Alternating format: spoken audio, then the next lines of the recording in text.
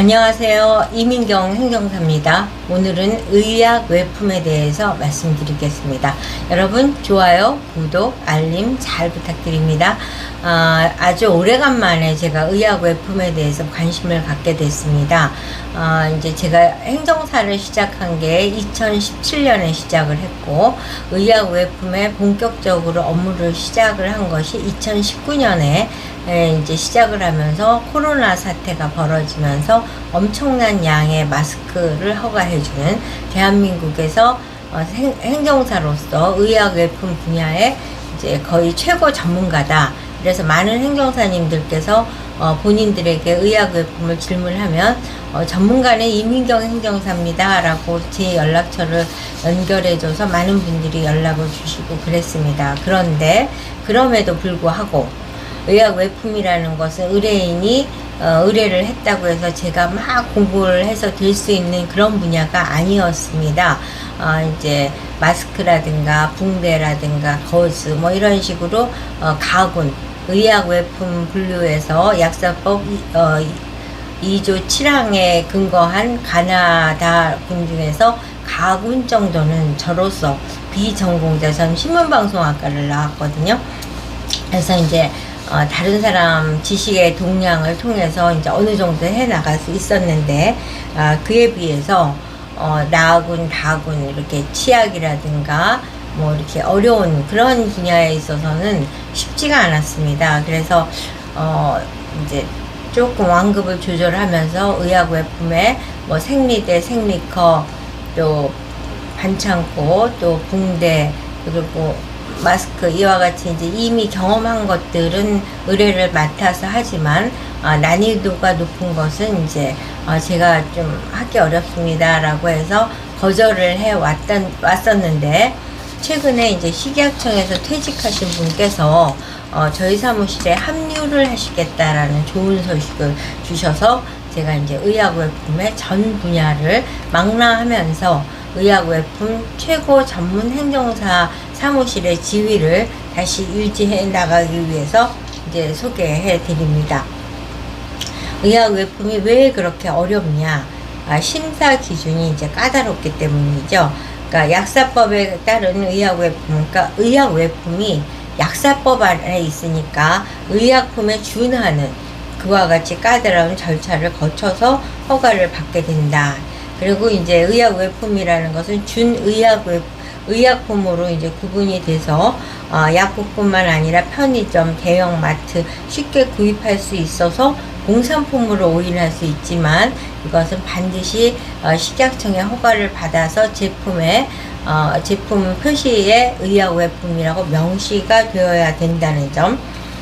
그래서 가구는 이제 어떤 거냐, 사람이나 동물의 질병을 치료, 경감, 처치 또는 예방할 목적으로 되는 섬유, 고무 제품과 같은 것들을 이 가군, 의약 외품 구분해서 가군으로 구분을 하고, 나군은 인체에 대한 작용이 약하거나 인체에 직접 작용하지 아니하며 기구 또는 기계가 아닌 것과 유사한 거, 뭐 치약 등 여러 가지가 많이 있습니다. 제가 사실 종류는 되게 많은데 의약 외품으로 진짜 허가받는 제품들은 이제 그렇게 많지는 않습니다. 그리고 이제 다구는 감염병 예방을 위하여 살균, 살충 및 이와 유사한 용도로 사용되는 제제.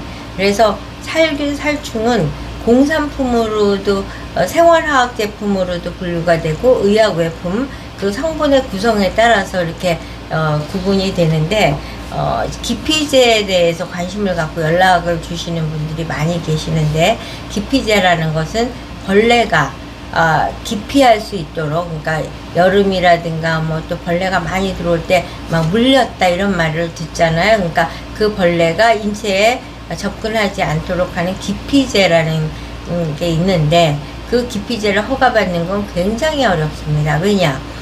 뭔가 그 효용성을 유효성이나 이런 거를 실제적으로 심사를 받기 위해서는 벌레가 기피한다는 사실을 입증을 해야 되니까, 뭐 사람이 그 인체에 대한 적용 시험 같은 건 몰모트라든가 이렇게 대체하는 동물을 사용할 수 있지만 기피제는 벌레를 수집해서 그 벌레가 이 기피제를 기피한다는 사실을 입증해야 되기 때문에 그 유효성 심사가 너무 어려워서 기피제나 뭐 살서제 뭐 이런 것들을 이제 허가받고자 한다면 그냥 이민경 행정사는 어렵습니다. 그리고 거절을 합니다. 이처럼 의약외품은 허가받을 수 있는 제품들이 굉장히 드물다 할 정도로 진입장벽이 높습니다. 그래서 어떻게 거꾸로 생각하면 이미 과거의 기준이 낮은 상태, 허들이 낮은 상태에 허가받은 그 제품들의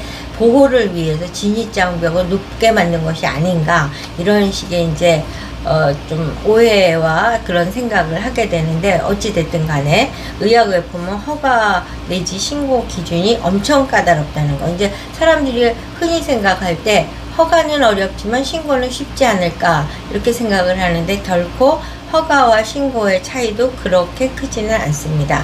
이처럼 까다로운 건 식약청 심사 기준에서 안전성, 유효성 이런 것들을, 그리고 독성 시험이라든가 또 유효성 시험을 해야 되고, 뭐 예를 들어서 생리컵 같은 거는 피부 감작성 뭐 이런 식의 그 시험의 종류도 굉장히 많습니다. 그러니까 실제적으로 그 인체에 준하는 동물에게 그것을 적용했을 때 부작용이나 독성이 없다는 것을 실질적으로 입증을 해야지 의약외품이라는 제품으로서의 구분을 인정받을 수 있습니다. 그렇게 해서 안전성, 유효성 시험을 이제 기시에 의해서, 기준 및 시험 방법에 의해서 해야 되는데, 우리가 이제 허가를 받기 위해서는 기준 및 시험 방법을 그 허가 받고자 하는 제품을 만드는 사람이 만들어야지 시험 연구소에서 만드는 게 아닙니다. 그래서 이제 시험 의뢰를 하려고 그러면 보통은 그냥 물건 갖다 주고 시험해 주세요 이렇게 하는데, 그게 아니라 시험 연구소에서 기시를 주셔야죠 이렇게 말해요. 기준 및 시험을 할 수 있는 기준 및 시험 방법을 줘야 되니까 시험 의뢰조차도 굉장히 전문가가 아니면 접근하기가 어려운 게 의약외품입니다.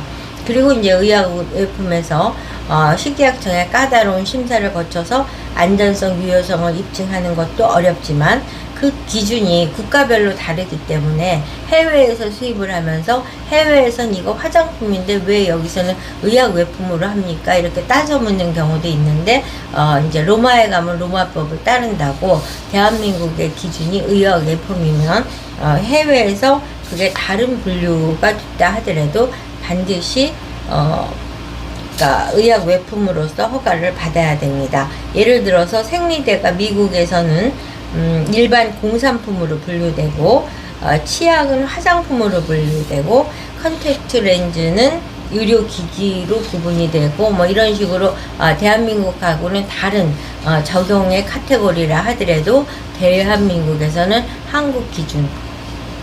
그래서 이제 그 패치 제품 중에서 많이 그러니까 오해를 하는 제품들이 있습니다. 그래서 의약외품으로 하려고 그러다가 결국은 제가 그거는 그러면 화장품으로 해보세요 이렇게, 이제 화장품은 아직은 유연한, 그러니까